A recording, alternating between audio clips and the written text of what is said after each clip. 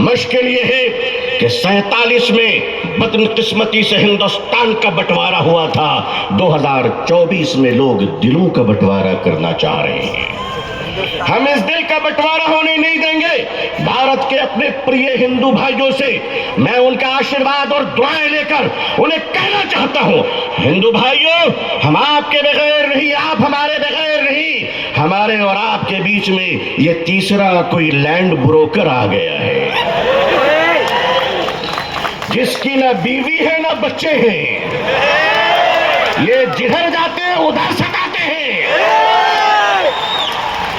लेकिन इनको बता दीजिए और साफ साफ बता दीजिए, कुत्ते वफादार हो ये बात तो सही है, मगर वफादार कुत्ते बन जाएं ये बात सही नहीं है। क्या समझ रखा है? All India Muslim personal board, हमारे बुजुर्गान दीन अकाबरीन बैठे हैं। मैं आपसे सच कहता हूं, हमें अपने दीन की भी हिफाजत करनी है और अपने देश हिंदुस्तान की भी हिफाजत करनी है। अब मैं आपसे एक बात कहना चाहता हूं, आपके हमारे रहते हुए अगर कोई उड़ीसा के आदिवासी की कालाहांडी की छोटी सी बच्ची भात भात कहकर अगर भूखे 7 दिन में मर जाती है, तो मैं अपनी कौम से पूछना चाहता हूं, मालदारों, खुदा को तुम क्या मुंह दिखलाओगे?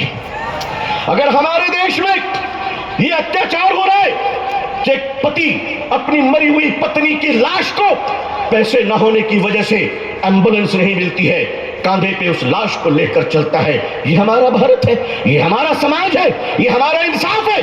क्या हो रहा है इस देश में? ये देश कहां जा रहा है? रिश्वत के बगैर दान नहीं मिलती, रिश्वत के बगैर कफन नहीं मिलता, रिश्वत के बगैर जनाजे नहीं मिलते, रिश्वत के बगैर लोगों को जिंदगी की सांस लेने की इजाजत नहीं है। नहीं नहीं लोगों, हम अपने इस प्यारे देश को इस तरह लुटेरों के हवाले नहीं कर सकते। ये देश हमारा है, इस देश की पुलिस, इस देश की आर्मी, इस देश का जवान, ये हमारे भाई बहन हैं। जितने हमें अपने जीवन की परवाह है, उतनी इनकी परवाह है। ऐ लोगों, ऐ देशवासियों, ऐ देश के हिंदू भाइयों, ऐ देश के मुसलमानों, वो दिन तुम भूल गए कि जब इस देश में कोरोना के जमाने में कुछ लोग थाली बजा रहे थे, तो वो हम हैं जो थाली सजा रहे थे, भूखों को खाना खिला रहे थे। हमने क्या नहीं किया इस मुल्क के लिए? अरे तुमने हमें कुछ नहीं दिया, तुमने हमें रिजर्वेशन नहीं दिया, फिर भी हमने तुम्हें एपीजे अब्दुल कलाम दिया है। वो दिन मत भूलो, मिसाइल दिया है। एक बार मोहब्बत करके तो देखो, एक बार प्यार करके तो देखो। हमारे हर घर से तुम देखना शेखुल इस्लाम निकलेंगे, शेखुल हिंद निकलेंगे। देश की हिफाजत करनी है, इंसानियत और मानवता को बचाना है। हिंदू भाइयों को मोहब्बत के साथ उनके सामने उनकी अदालत में अपनी बातें रखनी है। वक्फ क्या है? वक्फ का तहफ़्फ़ुज़ क्या है? ये बिलीवर्स की चैरिटी है। वक्फ की जमीनें जो हमारे पूर्वजों ने, हमारे बुजुर्गों ने, हमारे पुरखों ने, हमारे बाप दादाओं ने एक चैरिटी की थी, मानवता के लिए, इंसानियत के लिए, लोगों के खाने पीने के लिए, लोगों को जीने के लिए। आज उस जमीन पे आपकी नजर क्यों पड़ गई? हम जानते हैं महाशय क्यों पड़ी है। इसलिए कि अब राजा देश नहीं चला रहा है, अब राजा रियल एस्टेट का कारोबार कर रहा है। लेकिन माफ कीजिएगा, ये वक्फ की जमीनें आज हमारे माननीय प्रधानमंत्री जी, अल्लाह उनको लंबी उम्र अता फरमाए, अल्लाह उनको अच्छी सेहत दे, अल्लाह उनको सही सूझबूझ अता फरमाए, अल्लाह उनका घर बसा दे। आज आप कहते हैं कि हम खत्म करके रहेंगे, ठीक है। अगर लोकतंत्र पे शक्ति तंत्र का अहंकार चलेगा, तो मैं भी अपने बुजुर्गों की जूतियों में बैठकर कह देना चाहता हूं कि हजरत, अब हम अदालत के दरवाजों पे भीख नहीं मांगेंगे। अब ये कह देंगे कि अगर संसद तुम्हारी है तो सड़क हमारी है।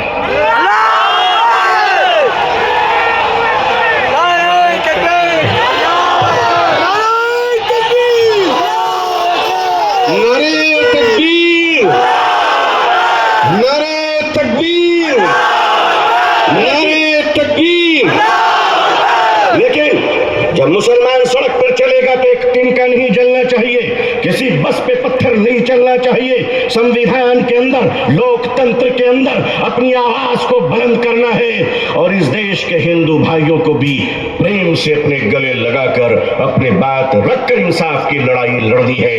ये देश किसी एक जाति और धर्म का नहीं है, हम सब मिलकर हैं और मिलकर रहेंगे इंशाअल्लाह।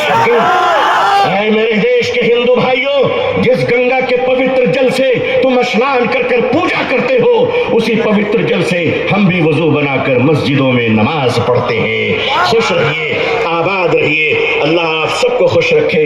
बेंगलोर की ये तारीखी सरजमीन, ऑल इंडिया मुस्लिम पसंदीदा बोर्ड का इजलास, ये तारीखी इजलास है जहाँ फैसले भी हुए हैं, तकहीर भी हुए हैं, जुर्रत किरदार और हिम्मत हक गोई का मुजाहरा भी हुआ है। अकाबिरीन की खिदमत में सैकड़ों सलाम पेश है, आपकी जुर्रत को सलाम है। लोगों तैयार रहना, अगर अकाबिरीन आवाज दें तो अब अगर जिंदा हो तो जिंदा होने का सबूत पेश कर देना। अल्लाह खुश रखे। आखिर दावाना अल्हम्दुलिल्लाहि रब्बिल आलमीन, वस्सलामु अलैकुम व रहमतुल्लाहि व बरकातुहू।